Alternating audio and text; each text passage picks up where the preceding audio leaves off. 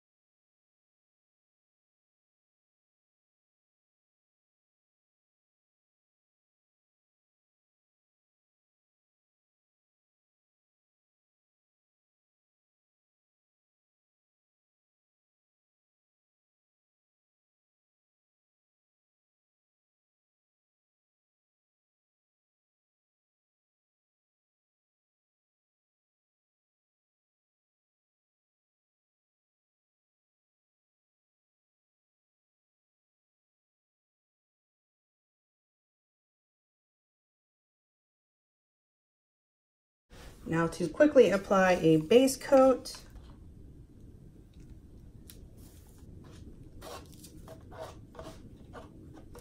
Okay, base coat is on. I need to work fast because I can feel it drying. All right, so we're starting with a regular ring pour.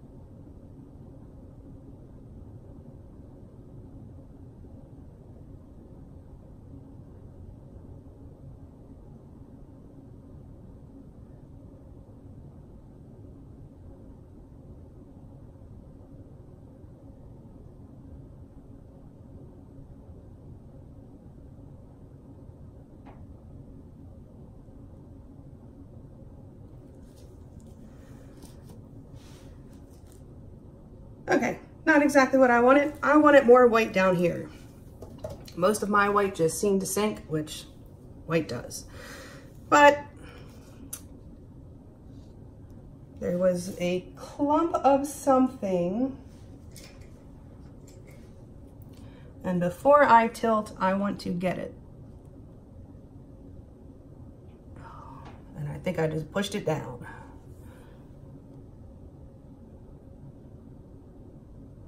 There we go. I was very good at the game Operation.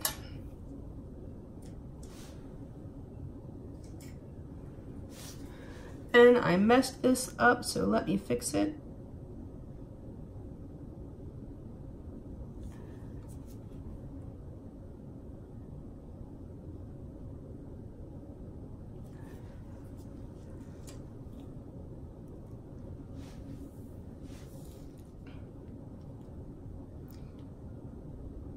So this didn't turn out how I want, so I'm just gonna play with it and see what happens. And this base coat has gotten so thick.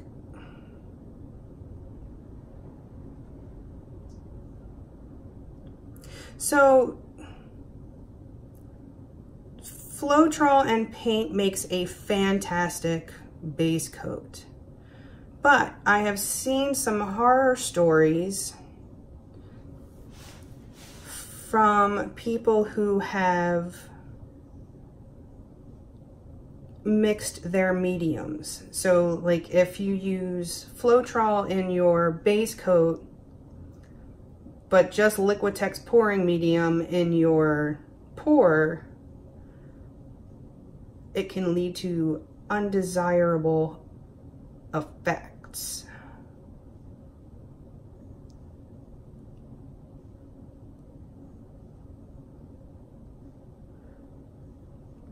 And this paint is moving so slowly because it has that Liquitex in it.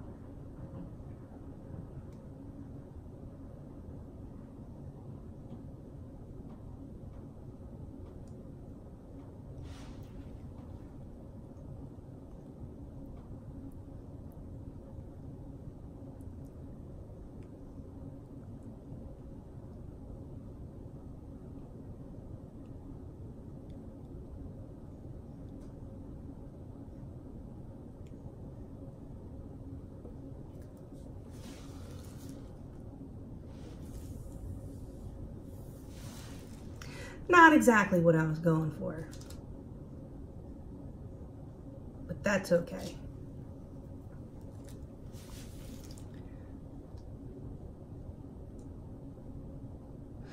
The orange is looking a little too salmon colored in this mix. But it may dry differently.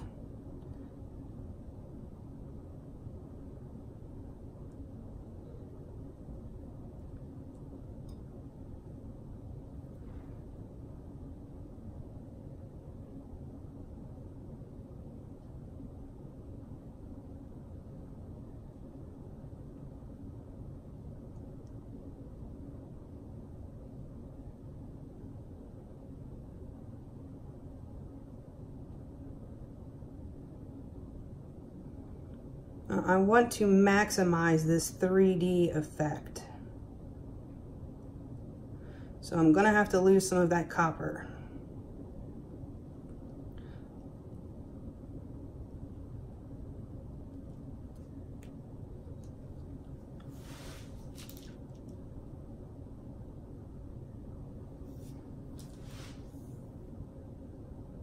All right. It's kind of the opposite of what I wanted. I mean, it's the opposite of what I had envisioned. I had envisioned it to look like the darker was dripping into the light as opposed to the light dripping into the dark.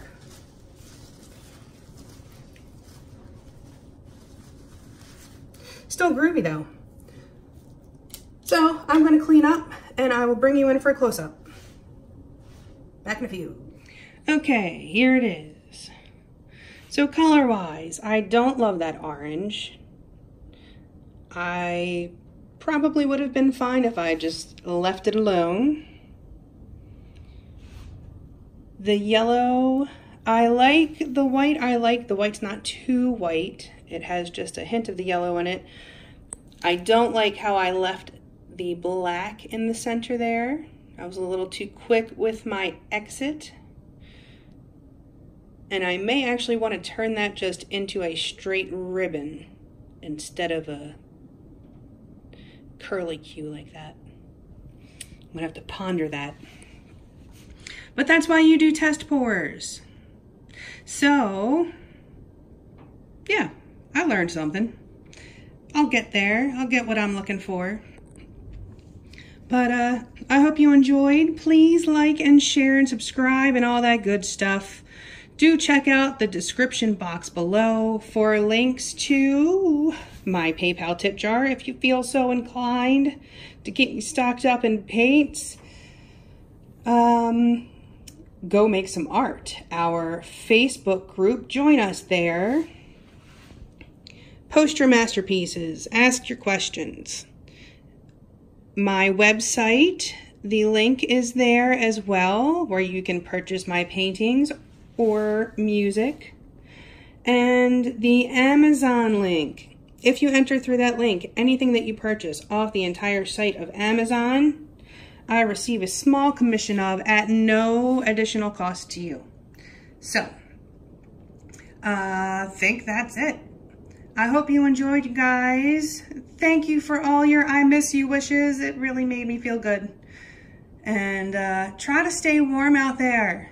Y'all in the Midwest. It's cold here. It's like 50 below where you are, and I'm sorry. Stay warm. Have a beautiful day, y'all. Go make some art.